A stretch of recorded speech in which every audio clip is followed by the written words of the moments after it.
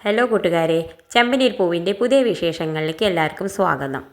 ഇന്നത്തെ എപ്പിസോഡ് അവസാനിക്കുന്ന സമയത്ത് ശ്രീകാന്തിനെ കൊണ്ട് ലൈവ് പറഞ്ഞിട്ട് എല്ലാ സത്യങ്ങളും എല്ലാവരുടെ മുന്നിൽ എത്തിച്ചിട്ട് നിൽക്കുന്ന സന്തോഷത്തിലാണ് കേട്ടോ രേവതി സച്ചി. അത് കാണിച്ചുകൊണ്ടാണ് ഇന്നത്തെ എപ്പിസോഡ് അവസാനിക്കുന്നത്. പിന്നെ ഇന്നത്തെ പ്രൊമോയിൽ അവർ ലൈവ് പോയത് അവളുടെ അച്ഛൻ കാണുന്നുണ്ട് കേട്ടോ, അവരുടെ സച്ചിയുടെ അച്ഛൻ കാണുന്നുണ്ട്. എന്നിട്ട് പറയുന്നുണ്ട്, അയ്യോ ഞാൻ എൻ്റെ മകനെ വെറുതെ തെറ്റിദ്ധരിച്ചല്ലോ എന്നൊക്കെ വിചാരിച്ചിട്ട് വല്ലാത്ത വിഷമത്തിലാണ്. സച്ചിയുടെ അച്ഛൻ ചന്ദ്രോട് പറയുന്നുണ്ട്, ഞാൻ വെറുതെ ആ നിരപരാധിയെ ശിക്ഷിച്ചു കേട്ടോ, പാവാണ് അവൻ ഒരു തെറ്റും ചെയ്തിട്ടില്ല, അവനെ വെറുതെ ഞാൻ ശിക്ഷിച്ചു എന്നൊക്കെ പറഞ്ഞ് നിൽക്കുന്നുണ്ട് കേട്ടോ.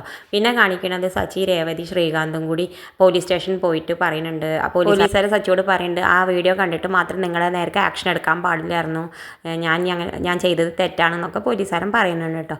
അപ്പോൾ പോലീസുകാരെ സത്യത്തിൽ ആരാ തെറ്റുകാരെന്ന് മനസ്സിലാക്കി ആൻ്റണിയെ അറസ്റ്റ് ചെയ്ത് കൊണ്ടുവരുന്നുണ്ട്. ആൻ്റണിയെ കൊണ്ടുവരുന്ന സമയത്ത് രേവതി സച്ചിയോട് പറയുന്നുണ്ട്, ഇവൻ പുറത്താണെങ്കിൽ ഇപ്പം എനിക്ക് നിങ്ങളോട് പറയണമായിരുന്നു അവനൊരു നല്ലൊരു അടി കൊടുക്കാൻ വേണ്ടിയിട്ട് പറയണമെന്ന് ഉണ്ടായിരുന്നു. അപ്പോൾ ഇപ്പോൾ എന്തായാലും അവൻ അകത്തല്ലേ എന്നൊക്കെ പറഞ്ഞു. അപ്പോൾ സച്ചി പറയുന്നുണ്ട്, എൻ്റെ ഭാര്യ അങ്ങനെ ഒരു ആഗ്രഹം പറഞ്ഞാൽ അത് ഞാൻ സാധിച്ചു കൊടുക്കേണ്ടത് എൻ്റെ കടമയല്ലേ എന്ന് പറഞ്ഞിട്ട്, പിന്നെ എന്തിനാ ഞാൻ ഈ മീശ വെച്ച് നടക്കണം, അങ്ങനത്തെ എൻ്റെ ആഗ്രഹം സാധിച്ചു തന്നിട്ടില്ലെങ്കിൽ പിന്നെ എന്തിനാ ഞാൻ ഈ മീശ വെച്ച് നടക്കണം എന്നൊക്കെ പറഞ്ഞിട്ട് ആൻ്റണി പോയിട്ട് 2 കൊടുക്കുന്നുണ്ട് കേട്ടോ. പോലീസുകാരുടെ മുന്നിൽ വെച്ചിട്ട് തന്നെ 2 നന്നായിട്ട് ശരീരത്തേക്ക് കൊടുക്കുന്നുണ്ട്. അപ്പോൾ അത് കണ്ട് നോക്കി നിന്നിട്ട് പേടിച്ചിട്ട് ശ്രീകാന്തും രേവതി നിൽക്കുന്നുണ്ട്. അത് കാണിച്ചുകൊണ്ടാണ് കേട്ടോ ഇന്നത്തെ പ്രൊമോ അവസാനിക്കുന്നത്. ഇതുപോലുള്ള പുതിയ ചെമ്പനീർ പൂവിൻ്റെ വിശേഷങ്ങൾ നിങ്ങളുടെ മുന്നിൽ എളുപ്പത്തിലെത്താൻ ഈ ചാനൽ ഒന്ന് സബ്സ്ക്രൈബ് ചെയ്യാൻ മറക്കരുതേ.